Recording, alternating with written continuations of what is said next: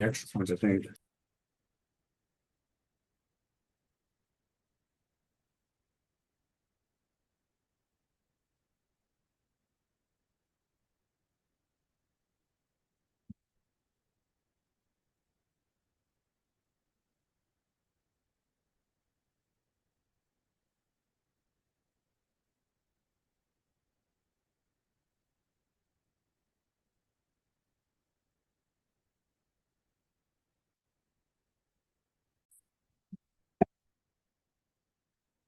So to this point, I feel pretty good about the progress we've made. By the way, your quizzes were really good. So there, I just handed them back. So good job. If you haven't taken it, make sure you come in and get it done. At this point, you have learned how to solve quadratic equations two different ways. One is by factoring, where we build the shells. The other is what you took a quiz on 4 days ago, and that's the quadratic formula. And then the other method, the other algebraic method that we're going to do in this class is called completing the square. Um, so I never know what order to do this in. I know what order I have my examples in. I just don't know how quickly to dive in. I'm just going to dive in and let's see how this goes. Let's YOLO this sucker. And then I'll take a detour out and show some other little side notes, perhaps either as we go through or when I'm done. But I feel like this could spiral. Like if we're trying to go north, we could wind up 30 miles to the east if we're not careful. So I'm just going to put example one up here.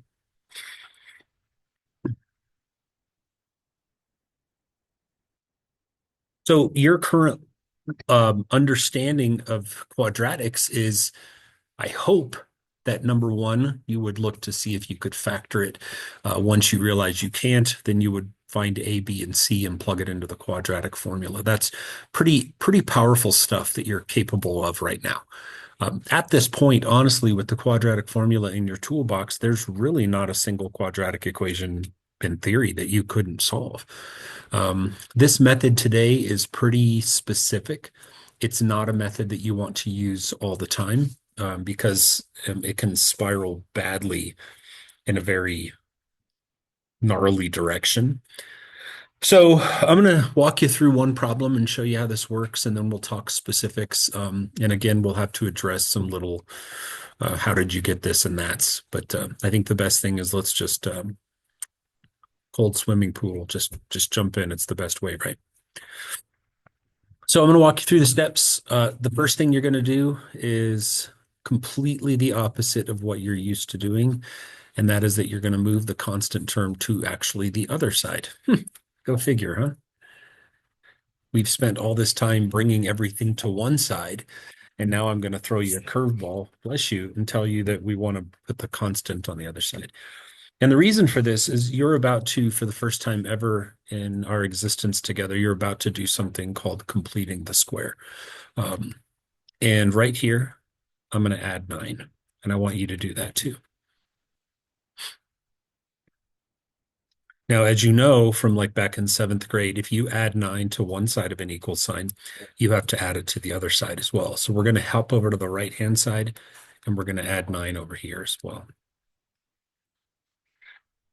Now, you should at this point in time partially at least want to know, why did I add 9 to both sides? And I'm going to show you. We just completed the square. The number that I elected to write in red right here where I'm moving my pen did something called completing the square. And you may just want to observe this part. I don't know how much of this you want to write down, but I think just absorbing might be the best. If I asked you to factor this, would you have any trouble? No. I would hope not, with how much factoring we did. Like, you know that you would build your shells, you know that you would put an X in the front of each one. You know, since the number in the back is a plus, that they both have to be the same signs. And you know, since the one in the middle is a minus, that they both have to be minuses. What numbers multiply to make 9 that come to mind? So, what's neat about this is that factorization is, and there was a time, probably honestly a month ago, where you guys would ask, do we have to write it like this? And what I kind of said, I don't remember my words exactly, was like, you don't have to, but there's going to come a day when you do. Today is that day. If you don't write x minus 3 squared, today's lesson cannot take place. So the reason we call that completing the square is because check it out. If you factor this left side down, what I'm underlining, it factors into x minus 3 squared. The thing I have underlined is called a square.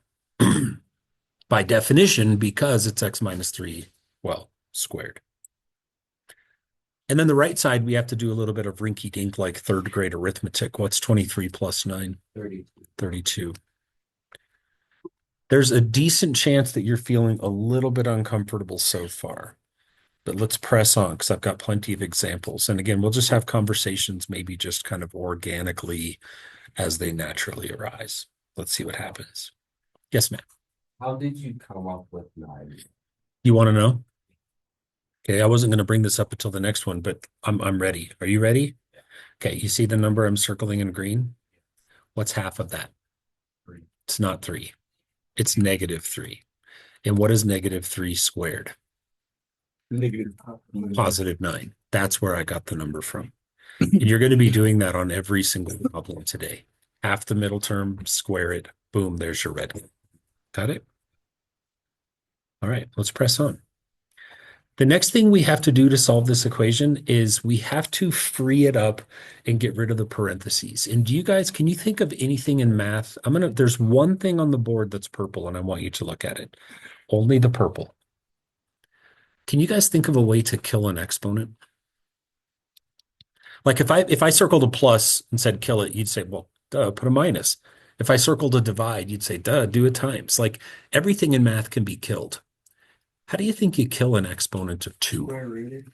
Boom. Here's what you're going to do next in this process. You're going to take the square root of the left side and the square root of the right side. What a gorgeous thing to say, Brendan. Square rooting kills squares. Now, what's going to happen on the left-hand side is that brand new square root sign that you just put is going to kill off that exponent that I circled in 2, and x minus 3 is going to emerge into the daylight and say, thank you. You freed me from captivity. With me? Mm. Next thing we're always going to do right here is we're going to put a positive negative sign. And the reason for that is, let me show you a little side note here. What color haven't I used? I haven't used yellow yet. So I'm going to go over here. Pay attention to what I'm going to write down in yellow. I'll give you something simple. If I told you that I was thinking of a number x, and when I square it, I get 16, what do you think the answer to my x is? Does it have to be 4? Does it? Mm-mm. Ah, it could be positive or -4.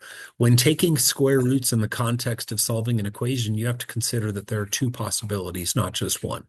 And that's why at this point right here where I'm moving my pen, that's why that positive or negative sign has to come into existence.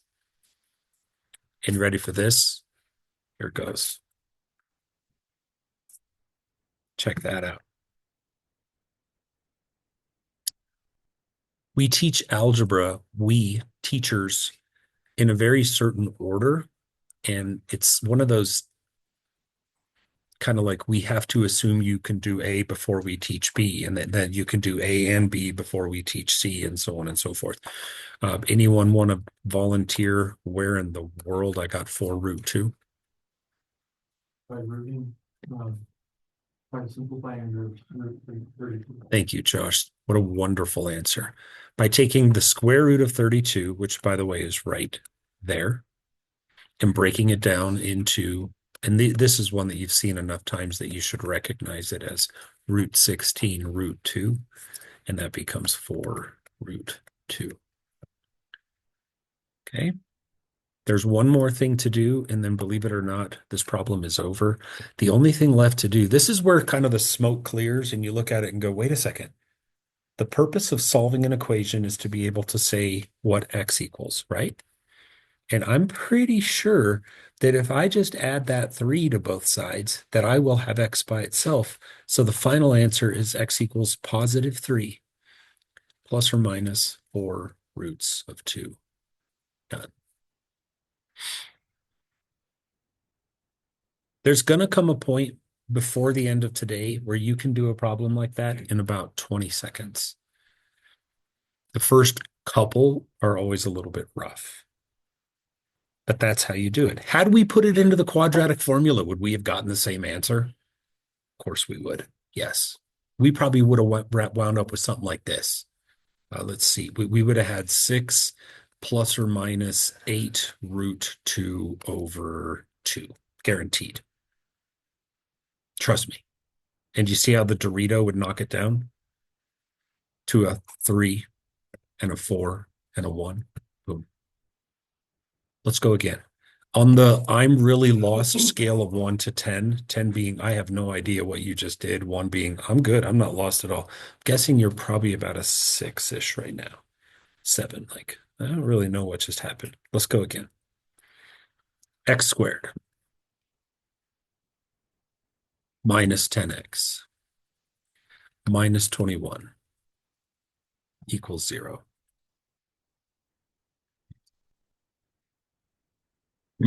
Let's see how your retention is.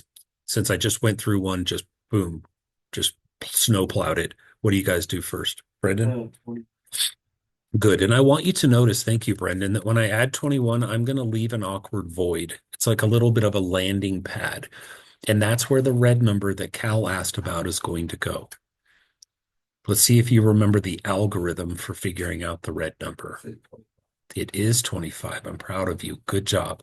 The algorithm says to do this. Take the number in the middle, take half of it, that's -5, square that, and you get, so we're going to put plus 25 right there. And that plus 25 has to be applied to the other side of the equation as well.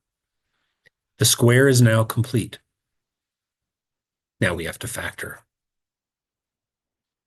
So here's a really cool trick for you.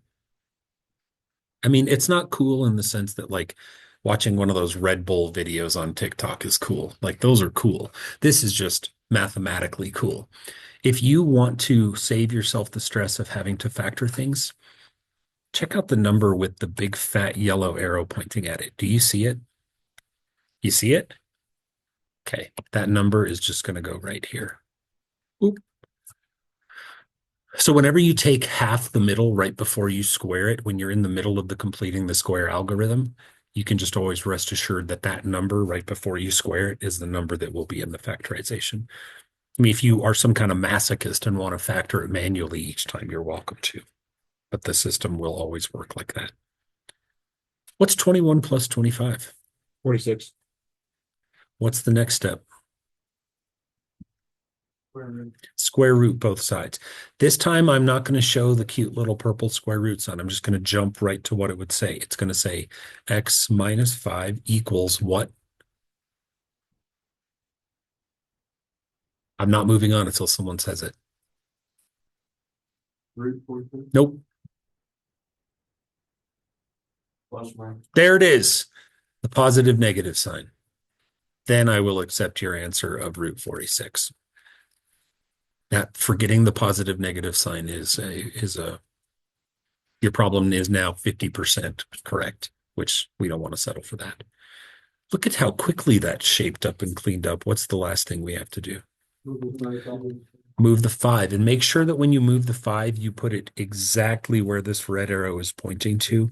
It always goes in front of the positive negative sign, and then the positive negative gets renamed into a plus or minus. So our final answer is what?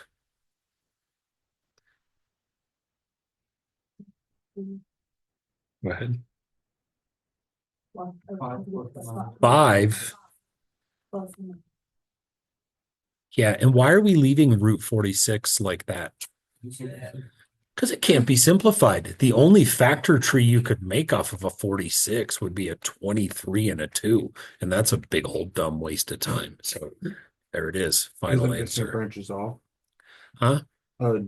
Is the reason it's a waste of time because it branches off? No, the reason it's a waste of time is because 23 is not square rootable and 2 is not square rootable, and those are the only factors of 46. Okay. Hopefully let me reverse my scale to 1 is clueless, 10 is perfect. Hopefully you just jump from like maybe a 2 to like a 6 or a 4 to like a 9. Let's keep it going.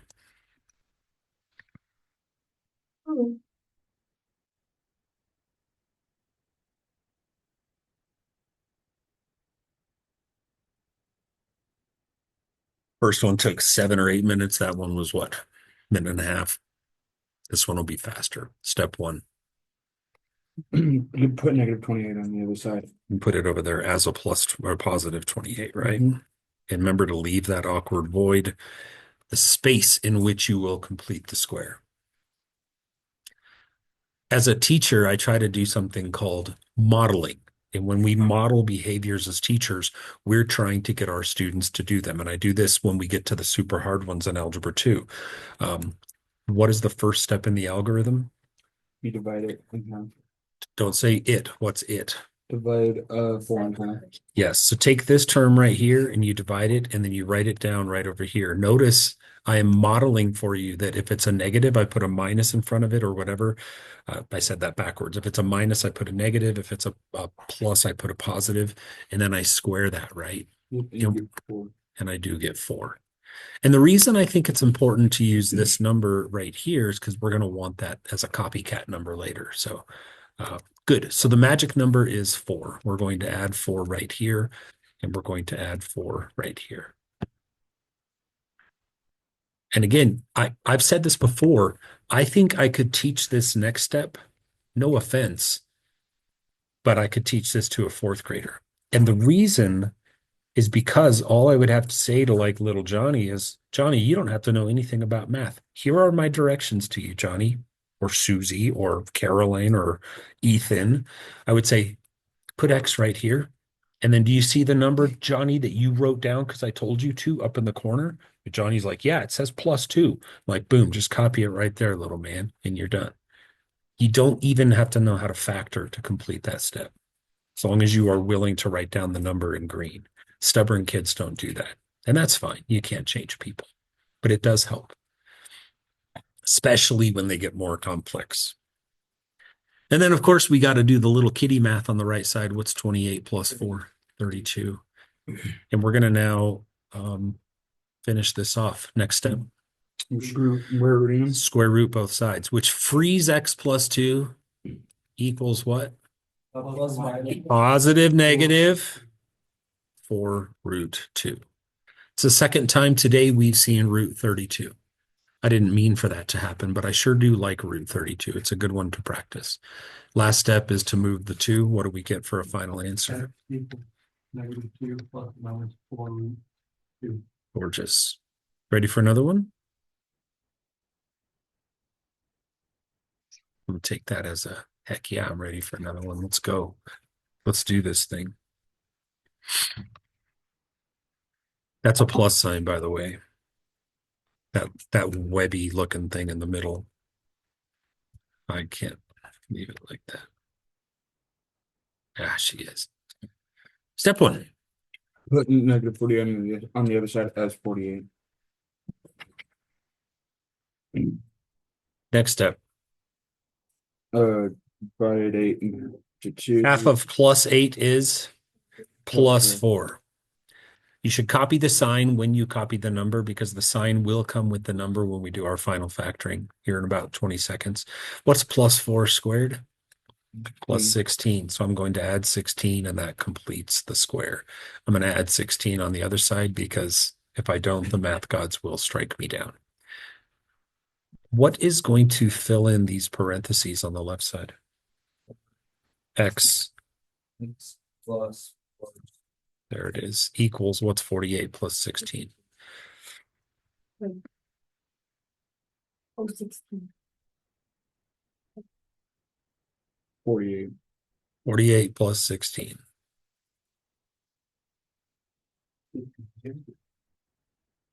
Next step. Square root. Positive, negative. 8. The reason that the lecture is not over yet is because A, there's always more practice to do, but B, I wanted you to see what this looks like. You know how in the quadratic formula, when you're working through it and you get a square root that's just square rootable, how it becomes a pathway problem? Completing the square is no different than that. When I did the square root of 64 and I just got a normal 8, I now have to trace pathways. It's a little bit less labor intensive just because of the lack of fractions, but the fact remains that when you pick up this +4 and you move it right here, you cannot leave the answers as x equals -4 plus or minus 8, because as I've told you before, and will tell you in any instance like this, rational pathways need to be followed. And so let's take the top pathway first, Mr. Yellow. What's -4 plus 8? So one of your answers is 4. Let's take the purple pathway, minus. What's -4 minus 8? There are your two answers. If you haven't made this connection yet, it doesn't mean that I'm a bad teacher and that you're a bad student. I just hope at some point you do make this connection. Can someone tell me what those two answers mean? They imply something. You could have, Say it, Josh, say it. Yes. So you've got it. You've made the connection. And others of you probably have too. You just didn't know what the heck I was talking about. But again, if you go back now and look at the original problem, you'd say, oh, well, of course I could have factored it. It would have factored into x minus 4 times x plus 12. Duh. So this is not a lesson today on factoring. This is a lesson on completing the square. But I want you to make that connection that when the answers come out rational, 100% of the time it means the original problem was factorable. Okay? Let's go again.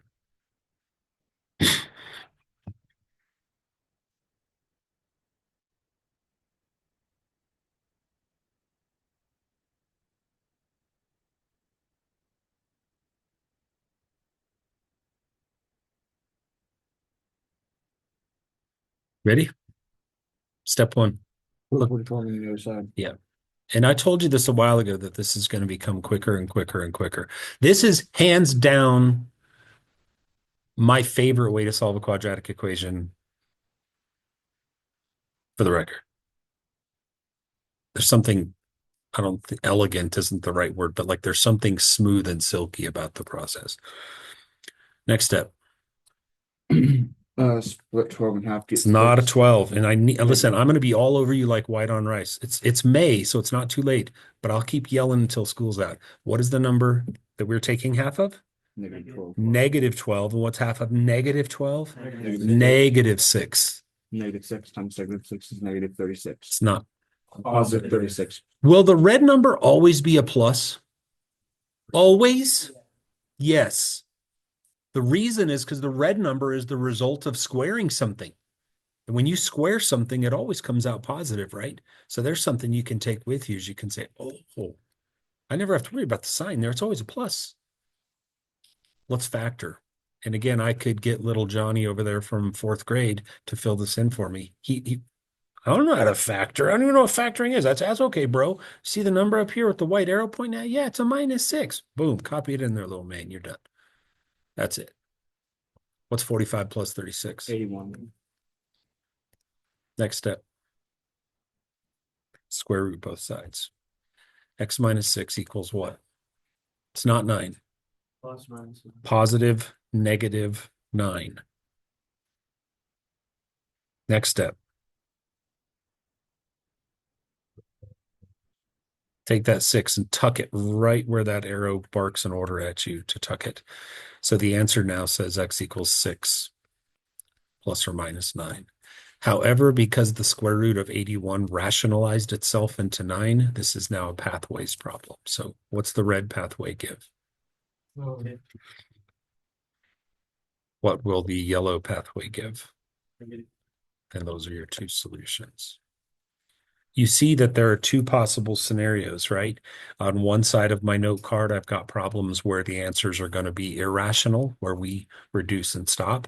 And on the other side, I've got answers that are rational pathways, finish the job. How you guys feeling? I had 10 examples on my note card. I feel like, anyone count those? Did we just do like six? 1, 2, 3. Do you want any more or do you think you get it? We've done about 6. We good? No, I need some more. Let's do this. I'll pause the recording and you guys can get started on your Delta math assignment. And then as you have questions, you'll let me know. And any questions you have, I can add them to the recording.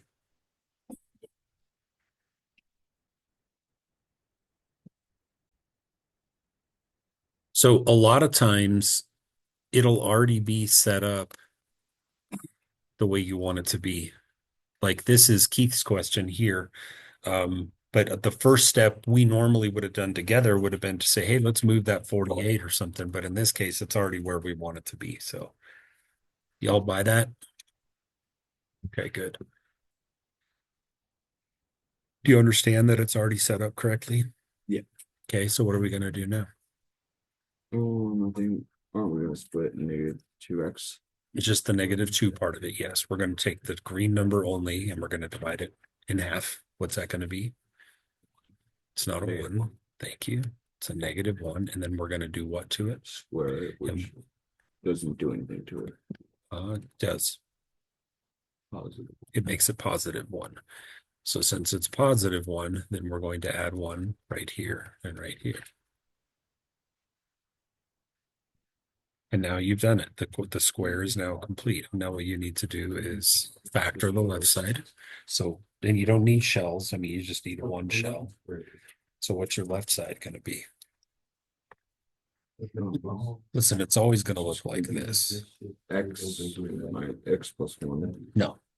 Look at the number with the yellow arrow pointing at it. Did you write that down? X minus 1. Did you write that down? Yeah. Let me pause this real quick. Do you understand how important that is? Yeah. And the reason that's important is because we're going to take that number right there, this number with the yellow circle around it, and we are literally going to transfer it and airdrop it to right there. So we're going to have X minus 1. That step's impossible to mess up if you wrote down that green number. With me? Yeah. What's the right side going to be? It's gonna say equals 49. Correct. And now from here, what are you going to do? Square root. Go ahead. You need me, Cal? Yeah, so I got x² plus 35 equal 15x. Oh, do I just need to switch them around? Yeah. You know what? I think when I may re-record this lesson for 4th hour because I left a couple of things out. But yes, to answer your question, yeah, you just need to rearrange. So Keith, I'll be back to your question in a second, but am I still recording? Oh, well, then maybe I'll just leave it on this recording. Then I don't have to re-record. I like to get these things done. Everybody kind of pay attention if you'd be so kind. Cal got this question, and I say I should have included it, but I guess technically I'm including it right now. This is not the way we want it to be, right? I hope you got from the lesson that the structure that we need is we need x² here. We need x term here. We need equal sign here. And we need number here. Did you get that? Okay, having said that, then if I'm going to work Cal's question, I'm going to take the 14x and I'm going to be like, hey, bro, what are you doing? Go to your correct side. So now it's going to say x² minus 14x. But then I'm also going to say, hey, Mr. 35, why don't you go get up on your own side over there? And so I'm going to move the 35 and make him -35. I need to know if anyone has any questions about that. My examples were pretty generic. I should have spiced it up a bit. You might have to move a couple more things around, but you guys good? Okay, wrap it. Cal, you good from here, bud? All right, I'm going back to this other one then. Did you take the square root of both sides? Yeah. Okay, what'd you get? The equation I got was x minus 1 equals ±7 because of what he has. Yep. And you know what? I wish you'd call that a positive negative, but you know what? If you want to call it a plus minus, you did it right. I'm a happy man. Call it a plus or minus. Good. Now what? Now we move -1 from inside the equal sign to outside the equal sign in between. Fair enough. Yep, to right there. So what's our new equation going to say? It's gonna say x equals -1. Ugh! positive one. X equals 1 plus or minus F. And since it's a pathway problem, I'm not going to stop here. Are you about to type that in? Sorry, Charlie. Because the square root of 49 became a rational number. These are the ones where we have to follow the pathways, right? So the top pathway, I'll call it the red pathway. What does that equal? 8. What does the bottom pathway equal? -6. Those are your two answers. So for this one, you're going to need to do type in your 8 and then hit comma on your keyboard if you want.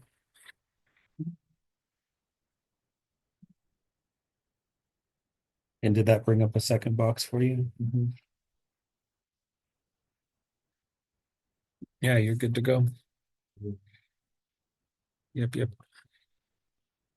So this is easy, yeah, and just pretty much making sure you do all the steps correctly. Well, that's like It's all a math. lot of things. Yeah, It's like, that's algebra in a nutshell. Yeah. Follow directions, do your practice. Can't go wrong. Yeah. It's been that way all year. Anybody else got a question before I re-pause my recording? All right. Like, When you square root 10, it turns into 100. yeah, you're not square rooting it, you're squaring it, You're but squaring it. big difference. But again, I think your heart was in the right place. So you have this. Yeah. So what's half of this? 10. Did you write it down? Yes, I And did. did you write it with a plus sign? Make sure you include the plus sign. When you take half of that thing I have circled in green, including the sign makes the next step literally fail proof. You cannot miss the next step if you write this number down, including its sign. It's impossible.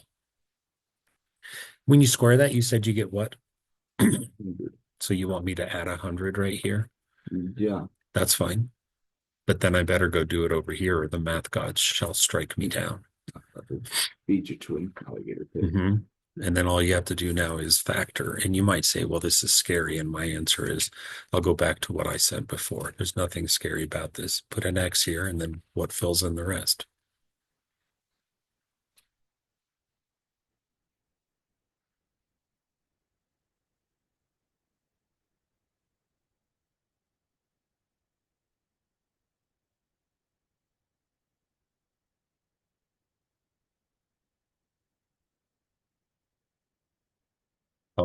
What do you, hold on a second. I gotta, remember what I said. Did you write down the plus 10 up in the corner? Yeah. Keith, watch my screen.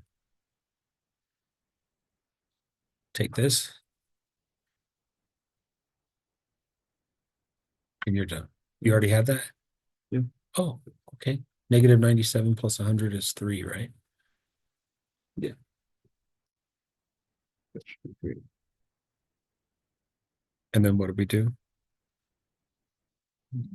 Square root. So we get X plus 10 equals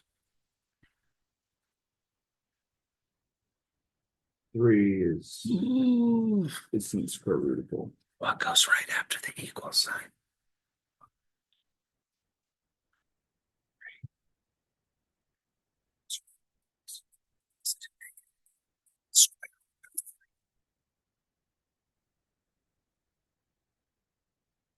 Just because things they don't feel right or look right doesn't mean they're not. You have to, and you just said it yourself.